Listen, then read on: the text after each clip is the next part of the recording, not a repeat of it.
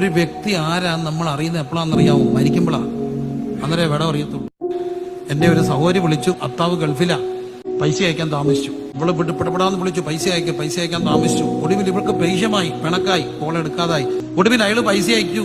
പക്ഷെ ഇവള് ആ വാട്സപ്പ് പോലും തുറന്നു നോക്കിയില്ല. പിണങ്ങിയവള് രാത്രി ഇങ്ങനെ വിളിക്കാൻ തുടങ്ങി. അവൾ എന്ത് ചെയ്തു? ഫോൺ സൈലന്റ് ആക്കിയിട്ട് ഇങ്ങനെ വെച്ചു. അവൾ ഉറക്കത്തിൽ കാണുക, രാത്രിയിൽ കെട്ടാന്ന് വിളിക്കുന്നു. വിളിക്കട്ടെ. രാവിലെ എഴുന്നേറ്റ് നോക്കിയപ്പം 18 മിസ് കോൾ. സന്തോഷം അവക്ക്. വാശി കാണിച്ചതാ.